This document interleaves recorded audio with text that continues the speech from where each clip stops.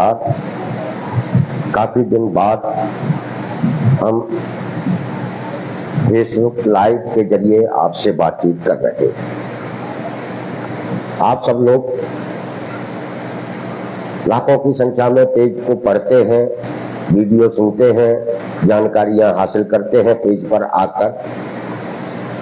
लेकिन 80-90% लोग ऐसे हैं जिन्होंने अभी तक पेज को फॉलो नहीं किया है। मेरा आपसे आग्रह है कि जब आप पेज पे आते ही हैं, जानकारियां हासिल करते ही हैं, तो आपको पेज को भी फॉलो कर लेना चाहिए। आप पेज फॉलो करेंगे तो हमको भी हिम्मत मिलेगी, हमारी भी हौसला अफजाई होगी और हमारा मुद्दा भी जो है और व्यापक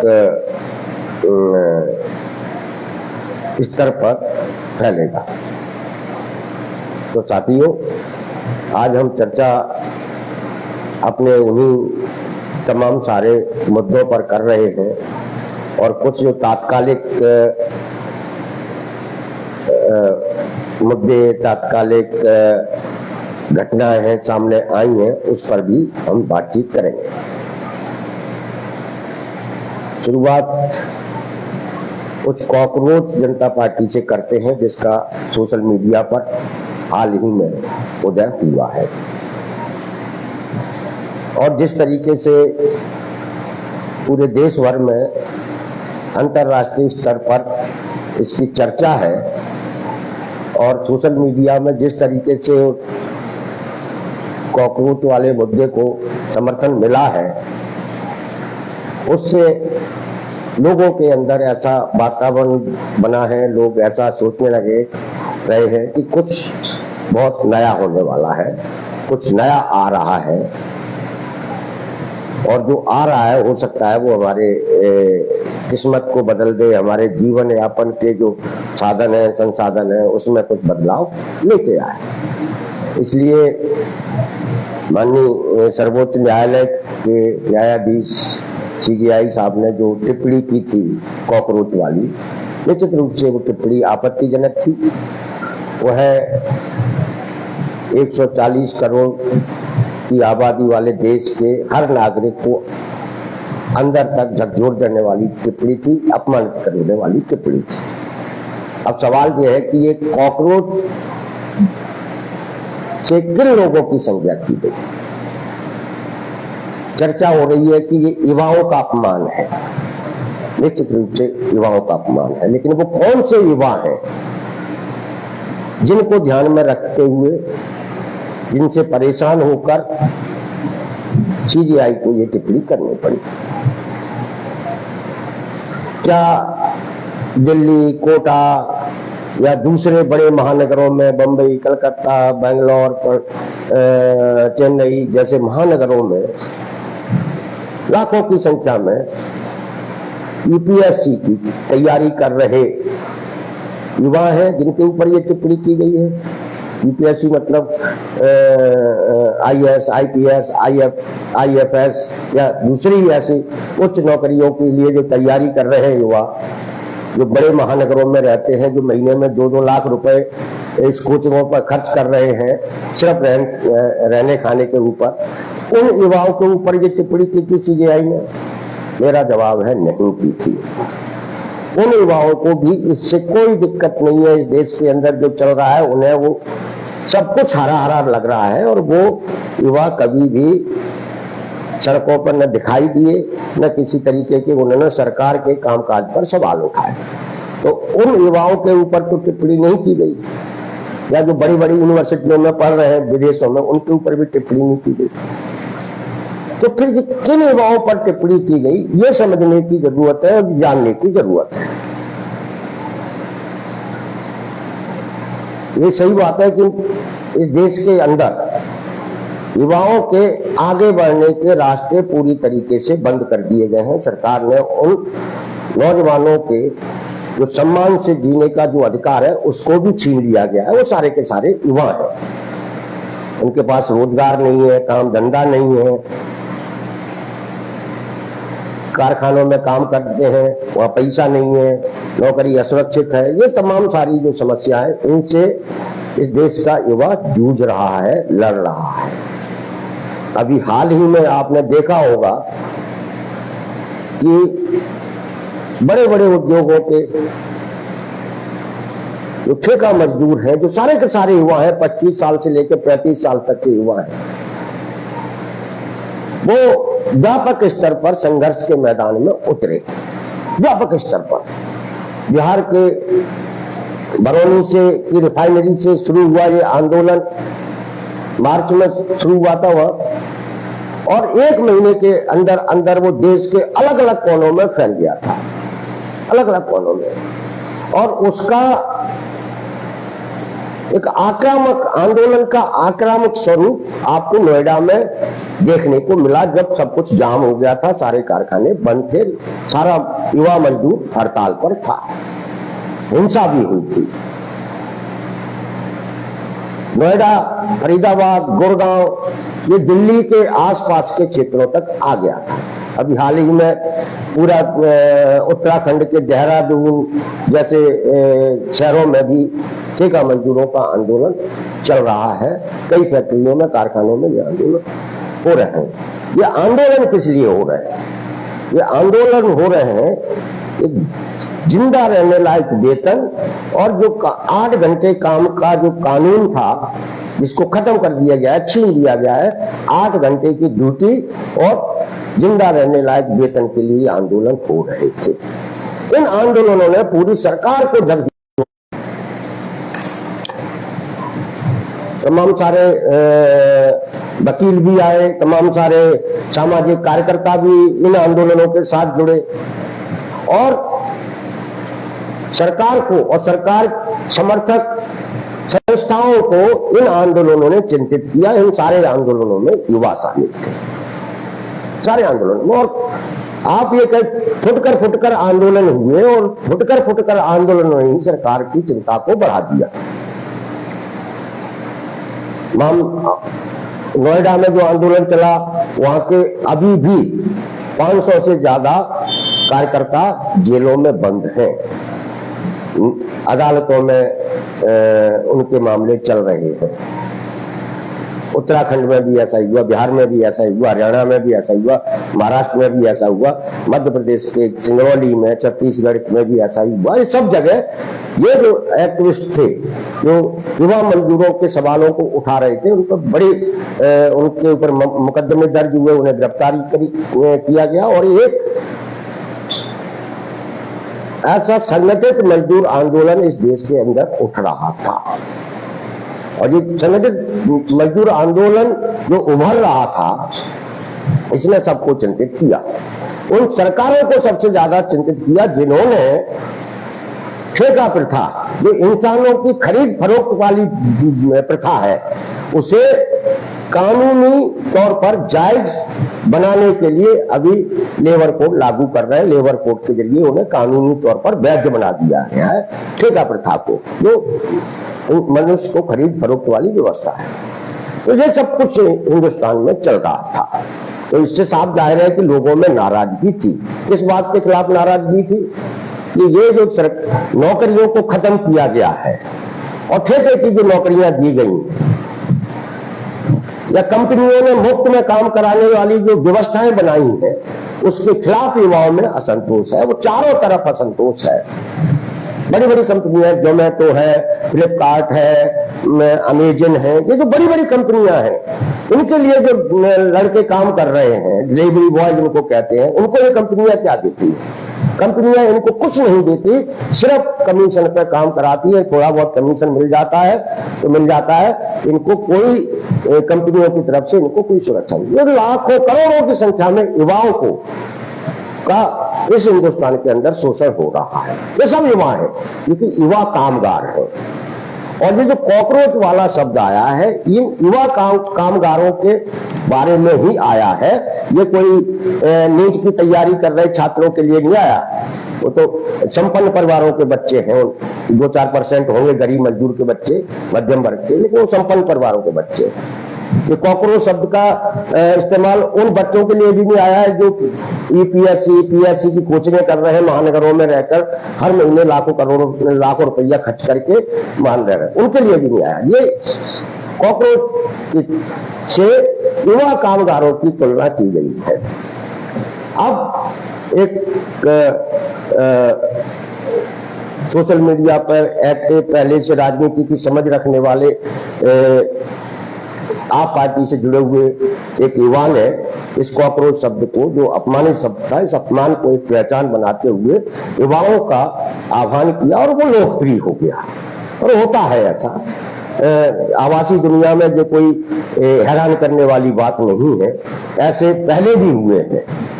हमारे राघव चड्ढा जी जो आजकल बीजेपी में पहुंच गए, उन्होंने सिर्फ हवाई अड्डे पर समोसे के रेट को लेकर वीडियो बनाना शुरू कर दिए थे और डालना शुरू कर दिए थे। उनके भी 15-20 मिलियन फॉलोअर्स हो गए थे। पानी की बोतल 50 रुपए की, ये बात उन्होंने डाली। समोसा जो पार्किंग के जो वीडियो डाले तो उनके भी 20-25 मिलियन फॉलोअर हो गए थे। राघव चड्ढा जी के, वो आप पार्टी में थे, अब वो बीजेपी में जा चुके थे। तो ये होता है जब तात्कालिक, जिससे लोग परेशानियों को झेल रहे हैं। उन्होंने, राघव चड्ढा ने ये मोबाइल कंपनियों के बारे में भी एक 2-4 वीडियो डाले, तो लोगों को लगा कि ये हमारी बात है, तो उनके फॉलोअर भी हो गए थे। ऐसे कॉकरोच वाले मुद्दे पर भी ठीक वही हुआ है। जो 2 करोड़ 3 करोड़ तक फॉलोअर जब हो रहे हैं, तो वो सिर्फ इसलिए कि लोग बेचैन है, परेशान है, वो रास्ते की तलाश में है। वो रास्ता कौन सा है, वो रास्ता क्या हो सकता है? लोग इसलिए परेशान नहीं है कि जज जब रिटायर होता है तो उसे राज्यसभा का सदस्य बना दिया जाता है, इससे यह सारी समस्याओं की जड़ है, ऐसा नहीं है। इस देश के अंदर सारी समस्या की जड़ है कि जिस तरीके से नौकरियों में असुरक्षा पैदा की गई है, चाहे वो निजी क्षेत्र की हो या सरकारी क्षेत्र की हो, जिस तरीके से असुरक्षित नौकरियां दी गई हैं, बगैर वेतन की नौकरियां दी गई हैं, उन नौकरियों के कारण समाज के अंदर, युवाओं के अंदर नाराजगी है, असंतोष है, और वो रास्ते की तलाश में है। और जो अलग अलग राज्यों में जो युवा मजदूरों के, जो ठेका मजदूरों के अलग अलग आंदोलन हुए हैं, वो ये बताते हैं कि ये युवा है और ये जो अन्यायकारी प्रथा जो सरकारों ने अपने जिम्मेदारियों से बचने के लिए लागू की है, जिसे अब वो लीगलाइज कर रहे हैं, कानूनी तौर पर वैध बनाने जा रहे हैं, इसके खिलाफ लोगों में नाराजगी है। और वो नाराजगी कॉकरोच जनता पार्टी के साथ जुड़ने में भी दिखाई दी है।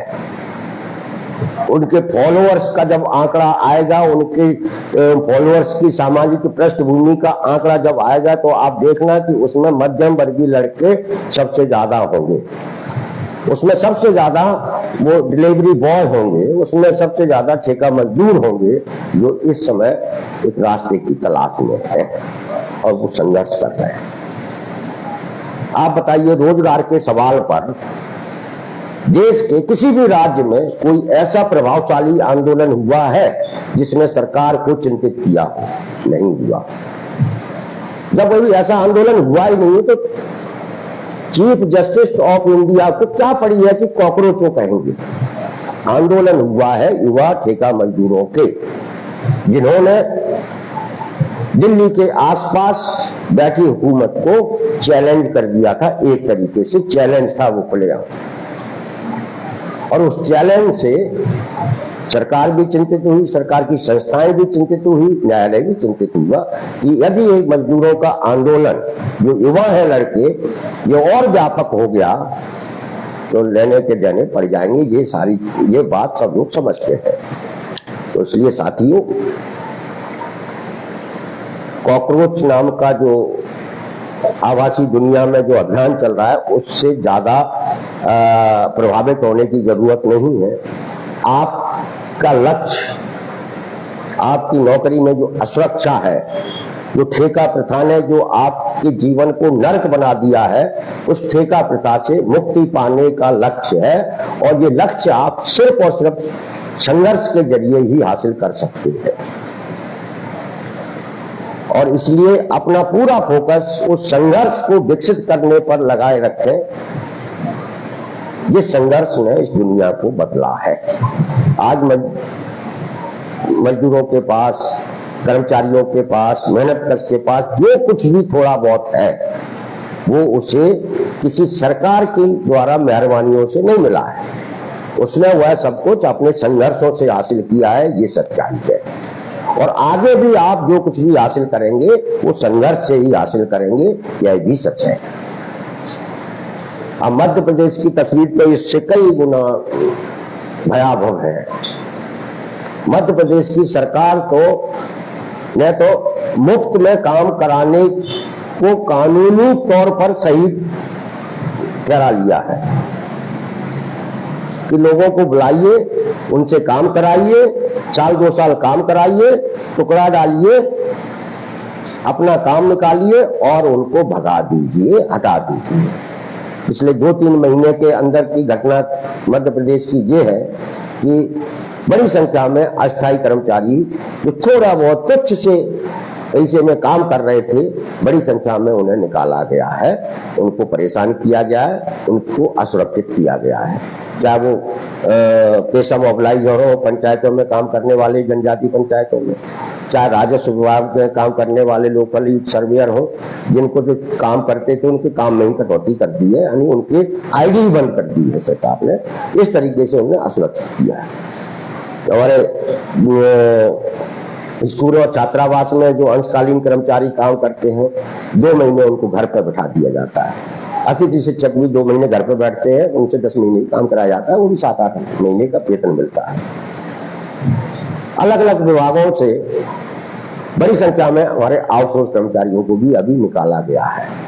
सरकार ये तय कर चुकी है कि हमें मार्च 2027 तक आउटसोर्स कर्मचारियों की छटनी करके उन्हें घर बिठाना है। फिर वो नए तरीके से भर्ती करेंगे, नई भर्ती करेंगे, और नई जो भर्ती करेंगे वो स्थायी कर्मचारी की भर्ती नहीं करने वाले, वो मल्टीटास्क वर्कर की भर्ती करने वाले हैं।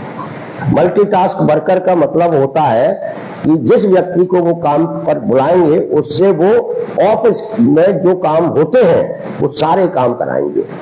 झाड़ू पोछा करवाने से लेकर पानी पिलाने तक, फाइलें उठवाने तक, कंप्यूटर चलवाने तक, जो भी काम होगा वो सारा काम कराएंगे। और इसलिए सरकार की योजना है कि वो 2025 में वर्तमान में कार्यरत आउटसोर्स कर्मचारियों को बाहर करके फिर मल्टीटास्क वर्कर की नई भर्ती करेंगी, और उसको ये कहने को मिल रहेगा सरकार को कि हमने इतने लोगों को नौकरी दे दी। नई भर्ती वो करने वाले हैं, ये फाइनल है और ये सरकार को पता है।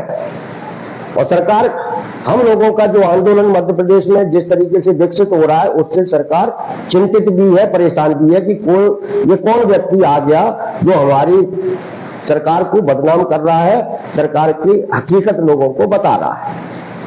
और आप, ये सच्चाई है। आप पिछले अनुभव को मैं कुछ बताता हूं कि 2023 से पहले इसी सरकार ने, बीजेपी की सरकार ने कुछ भर्तियां की थी, जन सेवा मित्रों की भर्तियां की थी, उनसे काम कराया, अपना चुनाव प्रचार करवाया।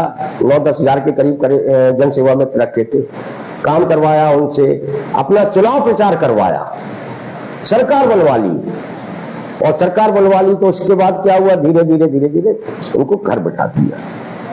2023 के पहले ही सीखो कमाओ योजना के जरिए हजारों युवाओं को इंटर्नशिप के नाम से रखा गया। एक सपना दिखाया कि हमने नौकरी दे दी तुम्हें। चुनाव में के समय तक काम कराया, उनसे चुनाव प्रचार करवाया, अपनी सरकार बनवा ली। उसके बाद उन इंटर्नशिप करने वाले लड़कों की क्या स्थिति है आप पता कर लीजिए। सीखो कमाओ योजना में जिन लोगों को रखा गया था वो सबके सब बाहर बैठे हुए, घर बैठे हुए। ये जो पेशा मोबिलाइजर है ये भी 2003 के विधानसभा चुनाव से पहले ही रखे गए थे। काम करा लिया, आदिवासी क्षेत्रों में प्रचार भी करवाया और अभी उनको निकाल दिया। लोकल यूथ सर्वेयर भी 2023 के विधानसभा चुनाव से पहले काम पर लगाए गए, अब उनके भी काम को सीमित कर दिया गया, उनसे भी कह दिया गया जयराम जी की। तो ये जो सरकार की टुकड़ा डालो राज करो की नीति है, इसी नीति को आगे बढ़ाते हुए जो आउटसोर्स कर्मचारी अभी काम कर रहा है उसे निकाला जाएगा। फिर 2028 के विधानसभा चुनाव से पहले मल्टीटास्क वर्कर की बड़े स्तर पर भर्तियां करेंगे, 1 लाख 2 लाख, और वो बेचारे लड़के नौकरी पे आएंगे और फिर बड़े खुशी खुशी किताब हमको नौकरी मिल गई, बीजेपी के लिए काम करेंगे। ये है सरकार की रणनीति, सरकार की तैयारी। अब इसमें सरकार की मदद कौन कर रहा है? सरकार की मदद कर रहे हैं भारतीय मजदूर संघ और उनसे जुड़े हुए संगठन, जो इस सच्चाई को लोगों को नहीं बताना चाहते, क्योंकि ये सच्चाई जब लोगों को पता चलेगी तो सरकार की बदनामी होगी। हमारे ऊपर यही आरोप लगाया जाता है, बहुत सारे साथी हम पर यह आरोप लगाते हैं कि आप सरकार की बदनामी करते हो। हमने कहा हम सरकार की बदनामी नहीं करते, हम उन नीतियों को लोगों को बताते हैं जिनके कारण लाखों लोगों की जिंदगी बर्बाद हो चुकी है। और ये नीतियां इसी सरकार ने बनाई है, तो निश्चित रूप से बदनामी सरकार की हो रही होगी। अब सरकार को बदनामी से बचना है तो भाई नियमित रोजगार और सम्मानजनक वेतन दे दे, तो बदनामी के सारे रास्ते अपने आप बंद हो जाएंगे। हमारी लड़ाई भी यही है। तो साथियों, सरकार की जो नीति है टुकड़ा डालो और राज करो, इसको भी समझने की जरूरत है।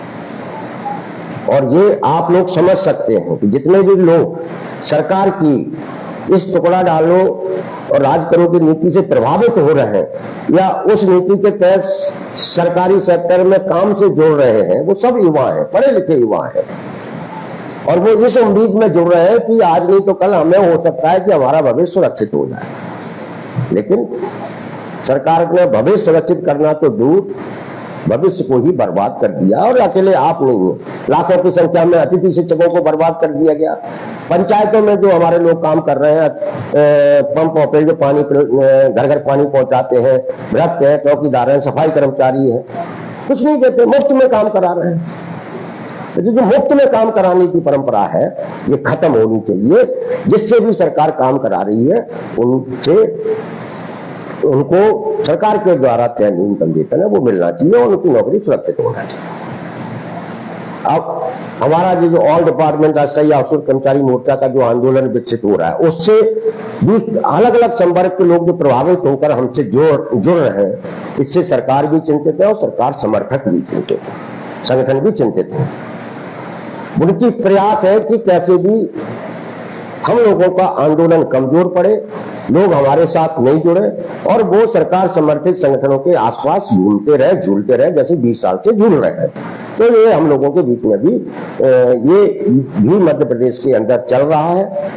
कौन सफल होगा कौन असफल होगा ये तो भविष्य बताएगा, लेकिन हम लोग अपना प्रयास कर रहे हैं।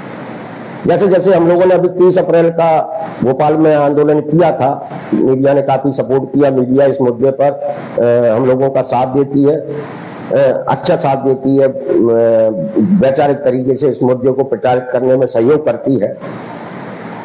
सरकार के सामने समस्या हो गई है कि अब इस मुद्दे का काउंटर कैसे किया जाए, जो हम लोग जिस तरीके से इसको उठा रहे हैं।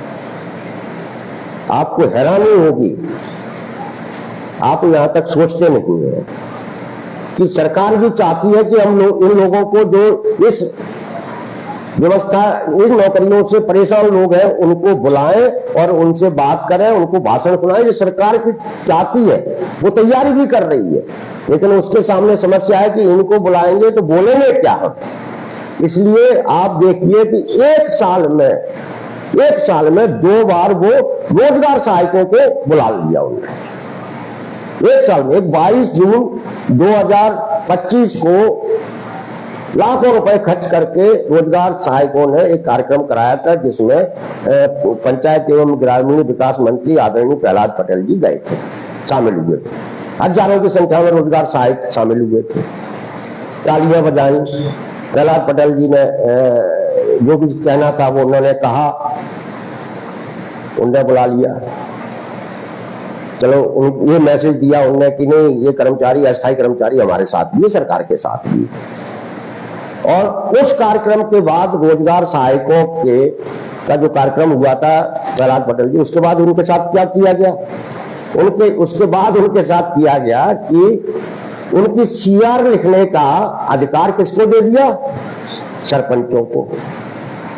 लिखित में, हम नहीं कह रहे, सरकार ने दिया। मतलब पंचायत एवं ग्रामीण विकास मंत्री ने रोजगार सहायकों की सीआर लिखने का अधिकार सरपंचों को दे दिया।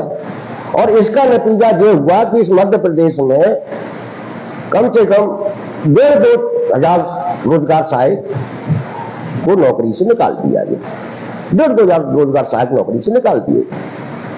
उनके अंदर भी असंतोष पनप रहा था कि हमने एक तो तालियां बजाई, पंचायत मंत्री को बुलाया, लाखों रुपया खर्च किया, बीएमएस ने जैसा कहा हमने वैसा किया, उसके बाद हमारे साथ ये किया गया कि हमारी सीआर सरपंच लिख रहे हैं। फिर उनको शांत करने के लिए अभी हाल ही में जमुनी मैदान में बीएमएस ने फिर रोजगार सहायकों का एक कार्यक्रम कराया, जिसमें मुख्यमंत्री माननीय मोहन यादव जी शामिल हुए। कौन शामिल हुए? मुख्यमंत्री। कार्यक्रम कराया बीएमएस ने। वो अस्थायी कर्मचारी हैं, उनको बुलाया, ये कह के गया था कि मुख्यमंत्री जी आपका नियमितीकरण करने वाले हैं, आपको पंचायत एवं ग्रामीण विकास विभाग का कर्मचारी घोषित करने वाले हैं, आपकी जिंदगी सुधरने वाली है। ये कहते रोजगार सहायकों को बुलाया गया जमुनी मैदान में। लंबा चौड़ा भाषण हुआ, कई नेता बोले, बीएमएस के भी नेता बोले, मुख्यमंत्री जी भी बोले। और घोषणा क्या हुई? घोषणा ये हुई जो गौर करने वाली है कि जो रोजगार सहायकों के ऊपर कार्रवाई की गई है, वो यदि कोर्ट से जीत जाते हैं तो उनको सेवा में ले लिया जाएगा। ये घोषणा मुख्यमंत्री जी ने की। यानी जिन रोजगार सहायकों पर मामले चल रहे हैं कोर्ट, वो अगर कोर्ट से बरी हो जाते हैं तो सरकार उनको काम पर ले लेगी वापस। अब कौन से मामले चल रहे हैं? मामले वही चल रहे हैं जो हमने बताया कि सरपंचों ने सीआर लिखी, रोजगार सहायक कोर्ट में चले गए, कोर्ट में केस चल रहे हैं। अब कोर्ट से जीत के आएंगे तो वापस लेना ही पड़ेगा, इसमें घोषणा क्या होगी? लेकिन इस घोषणा पर भी रोजगार सहायकों ने लेके भयंकर तालियां बजाई और वो कहते चले गए कि अब 62 साल तक रोजगार सहायक काम करता रहेगा। 62 साल तक तो तब रोजगार सहायक काम करता रहेगा ना जब आप उससे काम कराएंगे। अगर बीच बीच में निकाल दोगे तो कहां से कर पाएगा? इसलिए क्या जरूरी था कि आपको रोजगार सहायक के नियमितीकरण की घोषणा करनी थी, जो नहीं की गई। लेकिन ये हम लोगों का दुर्भाग्य है, हम कर्मचारियों का भी दुर्भाग्य है कि हम सिर्फ तालियां बजाने के काम आ रहे हैं सरकार के। हम अपने भविष्य के मुद्दे को भी नहीं समझ पा रहे। ये जो संगठन चलाते हैं उनके नेताओं की भी ये कमी है कि आप इतने गंभीर मुद्दे पर काम कर रहे हैं, आप हजारों लोगों के भविष्य को बेहतर बनाने के लिए संगठन चला रहे हैं, लेकिन उन लोगों का भविष्य बेहतर बनाने की बजाय उन्हें तालियां बजाने वाले नागरिक बना रहे हो, जो गलत बात है। ये मैंने एक उदाहरण रोजगार सहायक वाला इसलिए दिया है कि ये ताजा था। हालांकि मुख्यमंत्री जी ने मध्य प्रदेश के समस्त विभागों के संविदा कर्मचारियों का भी एक कार्यक्रम किया था, बीएमएस ने ही कराया था, और ये कह के कराया था कि अब आप सरकारी कर्मचारी बन जाएंगे, कि संविदा फविदा सब खत्म हो जाएगा। वो संविदा कर्मचारियों के साथ क्या हो रहा है, वो अब हड़ताल पर जा रहे हैं, आंदोलन कर रहे हैं। स्वास्थ्य विभाग से शुरू कर दिया है, एमपीवी के भी शुरू करेंगे, दूसरे विभाग के भी शुरू करेंगे। यानी कोई नियमितीकरण नहीं हुआ। हमारे आउटसोर्स कर्मचारियों के बारे में भी सरकार समर्थक संगठनों ने कहा कि 16 अप्रैल तक जितना भी आउटसोर्स कर्मचारी है वो सब नियमित हो जाएगा। मुख्यमंत्री जी घोषणा करने वाले हैं, वो 16 अप्रैल निकलेगा, अभी तक पता नहीं है। लेकिन आउटसोर्स अस्थायी कर्मचारियों के आंदोलन को कमजोर करने के लिए इस तरीके के दुष्प्रचार किए जाते हैं, करवाए जाते हैं, जिससे कि मध्य प्रदेश में जो सरकार मनमानी कर रही है उस मनमानी के खिलाफ कोई न बोले, लोग संगठित नहीं है। खैर जो भी है साथियों, हम लोग लड़ेंगे। ये लाखों लोगों की जिंदगी का सवाल है, उनके भविष्य से जुड़ा हुआ मुद्दा है। हमारा संगठन इस मुद्दे पर पीछे नहीं हटने वाला। तब तक पीछे नहीं हटने वाला जब तक कि सरकार इस अन्यायकारी प्रथा को पूरी तरीके से खत्म नहीं कर देती और कार्यरत लाखों कर्मचारियों के भविष्य को सुरक्षित नहीं कर देती। हम लोग लड़ेंगे और बहुत जल्दी ही हम लोग एक अपनी भोपाल में एक बैठक करने वाले हैं। उसमें आगामी कार्यक्रमों की रणनीति बनाई जाएगी और सरकार को मजबूर करेंगे कि वो हम लोगों से जुड़े हुए मुद्दों पर बात करें और ये जो किसी को भी कभी भी नौकरी से निकाल देने वाली जो परंपरा मध्य प्रदेश में शुरू हुई है इसको खत्म किया जाए। अब चूंकि चुनाव 28 में विधानसभा चुनाव है, 2027 से आंदोलनों की और संख्या बढ़ जाएगी, तमाम सारे लोग आंदोलन करना शुरू कर देंगे। लेकिन एक और जो आपकी भी जानकारी में एक और अच्छी बात यह है कि ये पूरा 2026-2025 दोनों वर्ष जो है लगातार निरंतर आंदोलनों से भरे रहे हैं। किसी न किसी तरीके से कोई न कोई भोपाल की सड़कों पर इंकलाब करता रहा है। ये जो अप्रैल मई की गर्मी तक में भी, आग बरसाती गर्मी में भी भोपाल की सड़कों पर आए दिन इंकलाब होता है।